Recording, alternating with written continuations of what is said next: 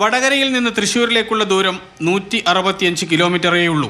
പിതാവ് കെ കരുണാകരൻ്റെ ഹൃദയമിടിക്കുന്ന നാട്, കരുണാകരൻ അന്തിയുറങ്ങുന്ന മണ്ണ്, സ്വന്തം വീടുള്ള മണ്ണ്. ആ വീടിൻ്റെ പേരാകട്ടെ മുരളി മന്ദിരമെന്നും. കെ മുരളീധരൻ നാളെ ആ മണ്ണിലേക്ക് പറന്നിറങ്ങും പുതിയ ദൗത്യവുമായി. കോൺഗ്രസിനെ സംബന്ധിച്ചിടത്തോളം തൃശ്ശൂരിലെ മത്സരത്തിന് കുറെ കൂടി വലിയ ഡയമെൻഷൻ ഉണ്ട്. കാരണം ഏതെങ്കിലും രീതിയിൽ അവിടെ BJPയുടെ സ്ഥാനാർത്ഥി വിജയിക്കാനിടയായാൽ, അല്ലെങ്കിൽ സുരേഷ് ഗോപി വിജയിക്കാനിടയായാൽ, അത് കേരളത്തിലെ കോൺഗ്രസിന് ഉണ്ടാകാവുന്ന ആഘാതം അതിഭീകരമായിരിക്കും. അവിടെ എത്തുമ്പോൾ സ്വീകരിക്കാൻ പക്ഷേ ഇത്തവണ പ്രിയപ്പെട്ട അനിയത്തി പത്മജയുണ്ടാകില്ല. പകരം താമരയുമേന്തി അവരുണ്ടാവുക എതിർപക്ഷത്താവും. പക്ഷേ രാഷ്ട്രീയത്തിൽ എന്ത് രക്തബന്ധം? സ്വന്തം അച്ഛനെ പോലും എതിരിട്ട ചരിത്രമുണ്ട് കെ മുരളീധരന്. പിന്നെയല്ലേ അനിയത്തി പത്മജ? അതിന് തെളിവല്ലേ ഇമ്മാതിരി കമന്റ്.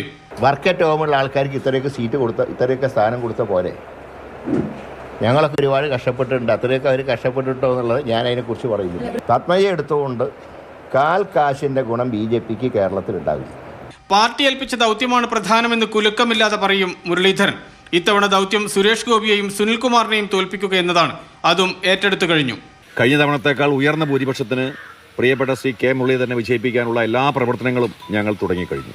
ഇതിലെന്ത് പുതുമ? 2019 വടകരയിൽ P ജയരാജൻ എന്ന അതികായനെ നേരിടാനെത്തി. ഫലം വന്നപ്പോൾ കിരീടം ചൂടി. അതിനു മുൻപ് നേമത്ത്. അവിടെ ദൗത്യം BJPയെ തോൽപ്പിക്കാനായിരുന്നു. UDFന്റെ അവസാനത്തെ വോട്ടും സ്വന്തമാക്കി BJPയെ നിലംപരിശാക്കി. അതിനു മുൻപ് വട്ടിയൂർക്കാവിൽ LDFനെയും NDAയും തോൽപ്പിച്ച് വിജയം. എവിടെ പരാജയഭീതി മൂലം കോൺഗ്രസിന്റെ ശിരസ് താഴാൻ പോകുന്നുവോ അവിടെ രക്ഷകനായി കെ മുരളീധരൻ പ്രത്യക്ഷപ്പെടും.